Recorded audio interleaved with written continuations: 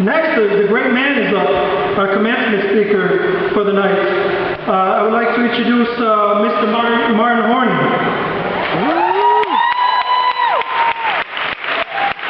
Our commencement speaker was the co-founder and former teacher in charge of the new school for community service.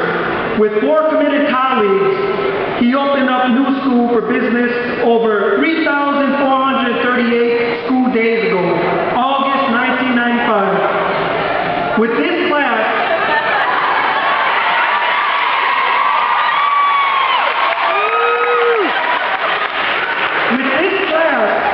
class of 2013, he has seen almost 1,500 students graduate from new school.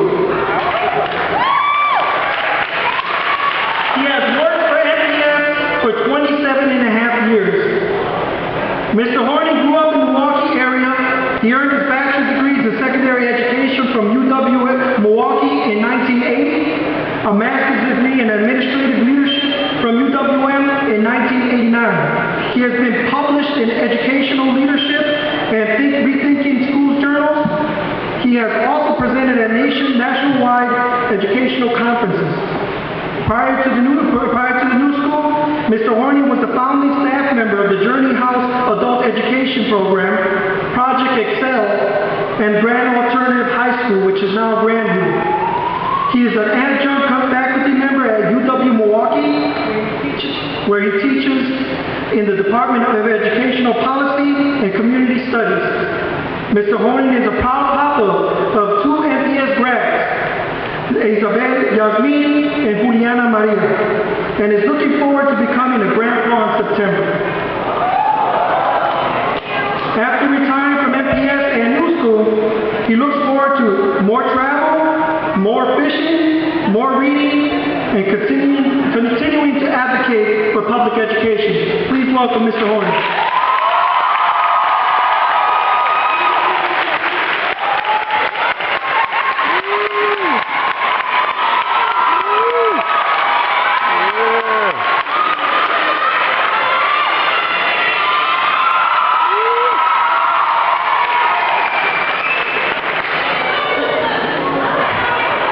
Good evening. Buenas tardes.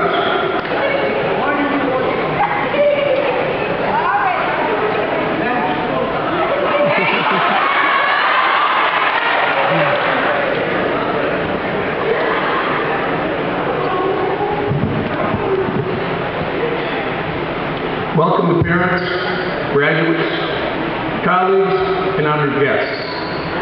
I want to thank my colleagues for the honor of being commencement speaker for this, the 18th graduation ceremony of the New School for Community Service. I hope I fulfill your expectations.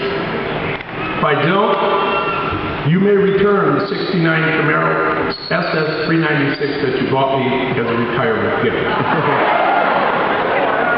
But I hope not. So, a lot has changed since I began teaching. Jimmy Carter was president. There were no computers in schools. Music mostly came on vinyl discs called records. And phones were all connected to the wall and were used to make phone calls. The Soviet Union was our country's main enemy. But don't get me wrong, I'm not against change. What we need to remember is that the core mission of education has not changed over all that time. Assisting young people to become productive members of our society. Gadgets, gewgaws, and new can't-miss theories will come and go. But our mission is the same. Never forget this. And as the only one in the room who's been here for all 18 new school graduations, I think I can say it's been the best of times and it's been the worst of times.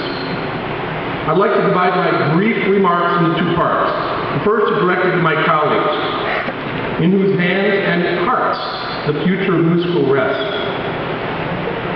Comrades, we are sailing into dark and dangerous waters. Never before has public education been under such sustained attack.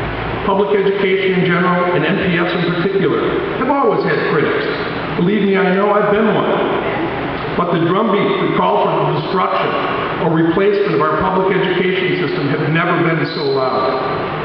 It's one thing to be a critic who aspires to make the system more effective in educating our kids. It's an entirely other proposition to question the legitimacy of public education altogether, or to take steps to return the U.S. to a place where separate but unequal schools exist. Well-financed, high-quality schools for the wealthy and underfunded, understaffed schools for working and poor families. Your challenges as public educators over the next few years will be severe. I truly believe, and my experiences over the last 30-some-odd years confirm, that you'll survive only if you link your arms around a few essential truths and be prepared to fight with all of your heart and soul for those truths. These truths all radiate from a central question.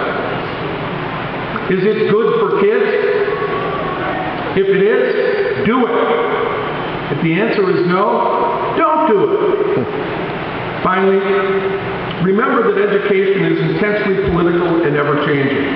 Since our first graduation in 1996, 8 superintendents have come and gone. Dozens of school board members have come and gone. We might not like to think of ourselves as political, but if we don't tend to the garden, we will not survive. Keep your eyes and your ears open, and don't think for a moment that your hard work alone will ensure the future of New School. You don't need a weatherman to know which way the wind blows. You've got to be in the game, or you will surely lose what we've built over these last 18 years. And Uncle Marty ain't going to like that. Now I ask you, I beg you, don't let this dream die. Now to the scholars sitting in front of me. Good evening, scholars. The class of 2013. What a world that you're graduating into. To quote that great poet Grandmaster Flash, it's like a jungle sometimes to make you wonder how I keep you going under.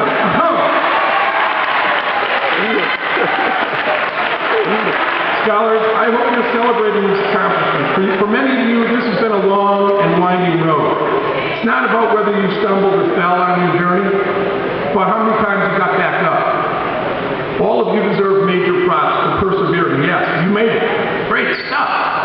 Celebrate tonight with your friends and family. They are as responsible as you are for being here tonight. For tomorrow, my scholars, you got to get behind a mule in the morning and plow. You got work to do. You know, a great man once said, you can't climb the ladder of success with your hands in your pockets or your head in the air. You have to, in the words of the great philosopher Father Ramdas, be here now. What does that mean?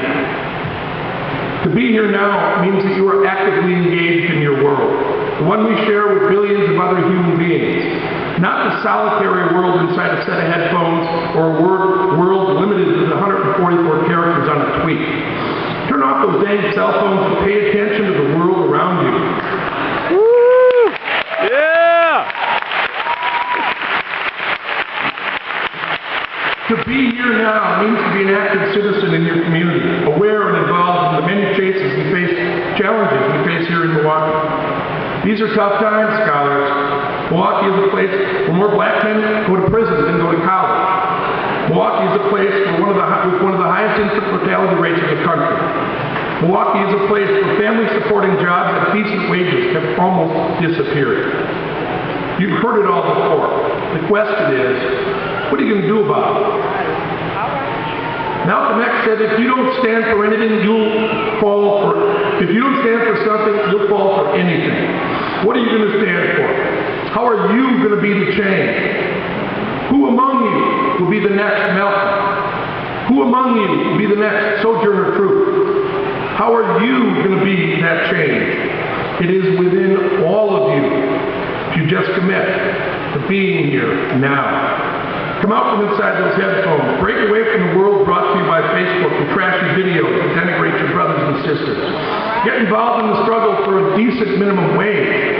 Get involved in the struggle to make a college education affordable for all families.